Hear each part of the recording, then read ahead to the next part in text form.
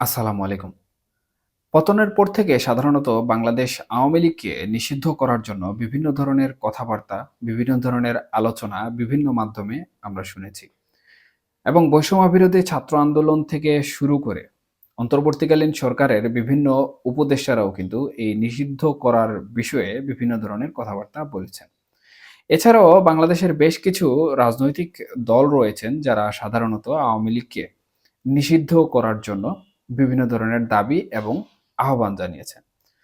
আওয়ামী লীগকে নিষিদ্ধ করার পেছনে যে কারণটি এখানে উঠে আসছে সেটি হচ্ছে জুলাই এবং আগস্ট মাসে কোঠা বিরোধী যে ছাত্র আন্দোলন হয়েছিল, অর্থাৎ বৈষম্য বিরোধী যে ছাত্র আন্দোলন হয়েছিল, সেই ছাত্র আন্দোলনে যে সকল নাশকতা হয়েছিল সেই নাশকতা সমূহের দায়ভার আওয়ামী লীগের উপর বর্তাচ্ছে। এবং এই দায়ভার সমূহের জন্য সাধারণত আওয়ামী লীগকে গণহত্যাকারী রাজনৈতিক দল হিসাবে আখ্যা দেওয়া হচ্ছে, যার ফলশ্রুতিতে আওয়ামী লীগকে নিষিদ্ধ করার দাবিটি বর্তমানে অনেকটাই আলোচনায় চলে এসেছে। এবং সেই আলোচনার মধ্যেই ঘিয়ে বা আগুনে ঘি ডালা যেটাকে বলা হয়, সেটি ঢেলেছেন আমাদের অন্তর্বর্তীকালীন সরকারের একজন উপদেষ্টা আসিফ মাহমুদ সজীব ভুঁইয়া। এবং সেই আসিফ মাহমুদ সজীব ভুঁইয়া সাধারণত বৈষম্য বিরোধী ছাত্র আন্দোলনের শীর্ষস্থানীয় নেতাদের মধ্যে একজন ছিলেন। তিনি যে বিষয়টি বলেছেন সেটি হচ্ছে, আওয়ামী লীগ সরকার যে সকল নাশকতা করেছে বা জুলাই আগস্টে ছাত্রদের উপরে যে সকল নির্মম নির্যাতন করেছে এবং গণহত্যা চালিয়েছে, তার জন্য আওয়ামী লীগকে নিষিদ্ধ করার পরিকল্পনা চলছে। তবে এর জন্য রাজনৈতিক যে দলগুলো রয়েছে বাংলাদেশে, সেই রাজনৈতিক দলগুলোর ঐক্যমত হওয়া অত্যন্ত গুরুত্বপূর্ণ। এই বিষয়টি নিয়ে সাধারণত বিভিন্ন ধরনের ধূম্রজাল সৃষ্টি হয়েছে।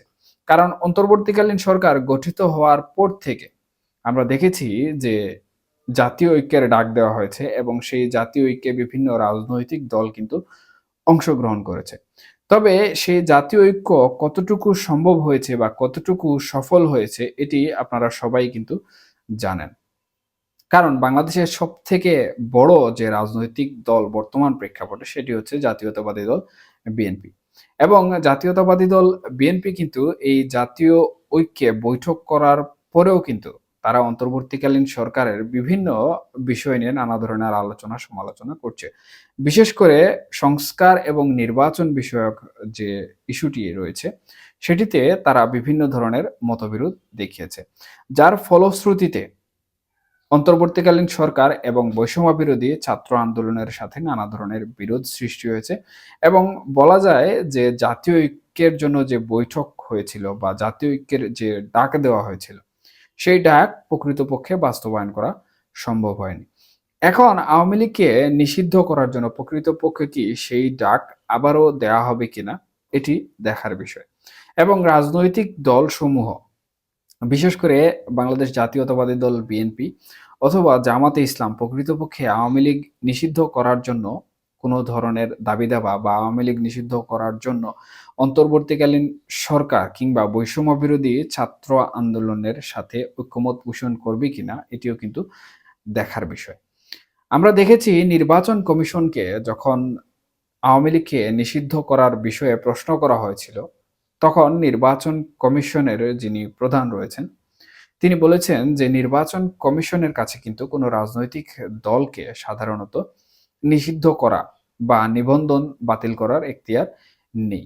এই এখতিয়ারটি রয়েছে সাধারণত কোনো জাতীয় সরকার অথবা যারা সরকার পরিচালনা করছেন তাদের কাছে। সেই হিসাবে অন্তর্বর্তীকালীন সরকারে যারা দায়িত্ব পালন করছেন তারা প্রকৃতপক্ষে আইন আদালতের মাধ্যমে আওয়ামী লীগকে নিষিদ্ধ করার প্রক্রিয়া সম্পূর্ণ করতে পারেন বলে জানিয়েছেন। তবে এখানে দুটি বিষয় কিন্তু কাজ করে।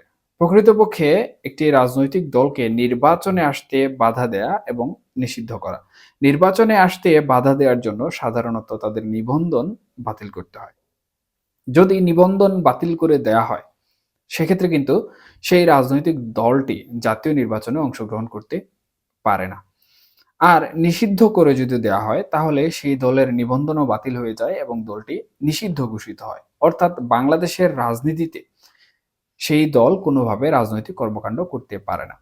এখন প্রকৃতপক্ষে আসলে দেখে নিতে হবে যে একটি রাজনৈতিক দলকে নিষিদ্ধ করার পর সেই রাজনৈতিক দল কি একদম নিশ্চিহ্ন হয়ে যায়?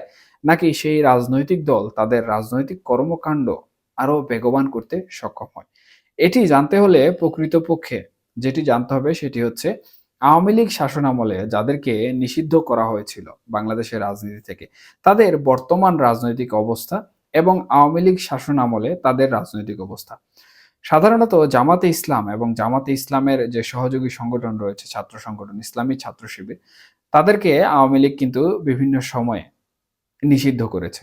এবং বাংলাদেশে ২০০৯ সালে যে আইন প্রণয়ন করা হয়, সেই আইনে বলা রয়েছে এবং সবথেকে গুরুত্বপূর্ণ যে বিষয়টি সেটি হচ্ছে যদি কোনো রাজনৈতিক দল দেশে নাশকতা করে এবং সন্ত্রাসী কর্মকাণ্ডের সাথে জড়িত থাকে, তাহলে সেই রাজনৈতিক দলকে বাংলাদেশের রাজনীতি থেকে নিষিদ্ধ করা যায়। সুতরাং আওয়ামী লীগ তাদের এই আইনের মাধ্যমে কিন্তু জামাতে ইসলাম এবং জামাতে ইসলামের যে রাজনৈতিক সংগঠন রয়েছে, ছাত্র সংগঠন, ছাত্র শিবির, তাদেরকে কিন্তু নিষিদ্ধ করেছে। কিন্তু প্রকৃতপক্ষে কি এই দুটি রাজনৈতিক দল তাদের রাজনৈতিক কর্মকাণ্ড বা রাজনৈতিকভাবে কি নিশ্চিহ্ন হয়ে গেছে? নাকি তারা আরো শক্তিশালী হয়েছে? এটি দেখার জন্য আমি ১ম এ যেমনটি বলেছিলাম যে তাদের বর্তমান প্রেক্ষাপট এবং অতীত প্রেক্ষাপট আমাদের আলোচনা করতে হবে। আমরা দেখতে পাই যে নিষিদ্ধ হওয়ার পর জামাতে ইসলাম তাদের রাজনৈতিক কর্মকাণ্ড প্রকাশ্যে করতে না পারলেও গোপনীয়তা রক্ষা করে কিন্তু বিভিন্নভাবে তাদের রাজনৈতিক কর্মকাণ্ড এবং নেতাকর্মীদের ঐক্যবদ্ধ করে রাখার জন্য বিভিন্ন ধরনের প্রক্রিয়া করেছে। যার ফলশ্রুতিতে আমরা আজকে জামাতে ইসলামের অথবা ইসলামী ছাত্র শিবিরের অবস্থান যদি লক্ষ্য করি, তাহলে দেখব যে বিভিন্ন জায়গায় শীর্ষস্থানীয় পর্যায়ে রাজনৈতিক পর্যায়ে কিন্তু জামাত নেতৃত্ব দিচ্ছে অথবা ইসলামী ছাত্র শিবির কিন্তু প্রকাশ্যে রাজনীতি করছে এবং তাদের জনসমর্থন এবং তাদের নেতাকর্মীর সংখ্যাও কিন্তু সংখ্যানুপাতিক যদি হিসাব করি তাহলে অনেক বেশি। সেই হিসাবে একটি রাজনৈতিক দলকে নিষিদ্ধ করে, বিশেষ করে এই রাজনৈতিক দল দুটোকে নিষিদ্ধ করে কিন্তু কোনোভাবে নিশ্চিহ্ন করা যায়নি। বরঞ্চ তারা তাদের যে রাজনৈতিক কর্মকাণ্ড রয়েছে, সেই রাজনৈতিক কর্মকাণ্ড গোপনীয়তার সাথে চালিয়ে দ্বিগুণ শক্তি নিয়ে কিন্তু বাংলাদেশের রাজনীতিতে বর্তমানে ফিরে এসেছে। এখন আওয়ামী লীগকে যদি জুলাই আগস্টের গণহত্যাকারী সহ ফ্যাসিজমের জন্য ফ্যাসিবাদী রাজনৈতিক দল হিসাবে যদি নিষিদ্ধ করা হয়, তাহলে এই রাজনৈতিক দলটির ভূমিকাও কিন্তু বাংলাদেশের রাজনীতির প্রেক্ষাপটে এরকম হয়ে দাঁড়াবে। অর্থাৎ তারা নিষিদ্ধ অবস্থায় গোপনীয়তা বজায় রেখে তাদের রাজনৈতিক কর্মকাণ্ড পরিচালনা করতে আরো বেশি সক্ষম হবে এবং সেই অবস্থায় কিন্তু রাজনৈতিক যে কর্মকাণ্ড রয়েছে, রাজনৈতিক যে দৃঢ়তা রয়েছে এবং রাজনৈতিক যে ঐক্যবদ্ধতা রয়েছে সেটি কিন্তু আরো বেড়ে যাবে। তাহলে প্রকৃতপক্ষে নিষিদ্ধ করে আমার মনে হয় না যে কোনো ধরনের লাভবান হওয়া সম্ভব হবে। বরঞ্চ এখানে ভবিষ্যতে আওয়ামী লীগের রাজনীতির যে শক্তিশালী হওয়ার প্রবণতা সেটি কিন্তু দেখা যাচ্ছে। তবে আমরা যে জিনিসটি দেখতে পাচ্ছি সেটি হচ্ছে বর্তমানে বাংলাদেশে নানা ধরনের অস্থিরতা বিরাজ করছে, নানা ধরনের কার্যক্রম সংগঠিত হচ্ছে।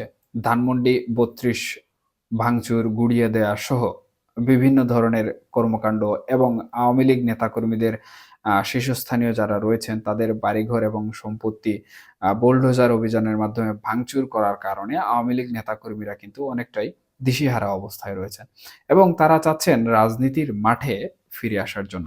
এমত অবস্থায় যদি আওয়ামী লীগকে সরকার কর্তৃক নিষিদ্ধ ঘোষণা করা হয়, তাহলে এই রাজনৈতিক দলটি প্রকৃতপক্ষে নিশ্চিহ্ন না হয়ে বরঞ্চ তারা আন্ডারগ্রাউন্ড যে রাজনীতি রয়েছে, অর্থাৎ আত্মগোপনে থেকে যে রাজনীতি রয়েছে, সেই রাজনীতি পরিচালনা করতে সক্ষম হয়ে যাবে এবং আন্ডারগ্রাউন্ড রাজনীতি বা আত্মগোপনের রাজনীতি কিন্তু ভবিষ্যতের জন্য বা বাংলাদেশের ভবিষ্যৎ রাজনীতির জন্য আওয়ামী লীগ অনেকটাই হুমকি হিসাবে দাঁড়িয়ে যাবে।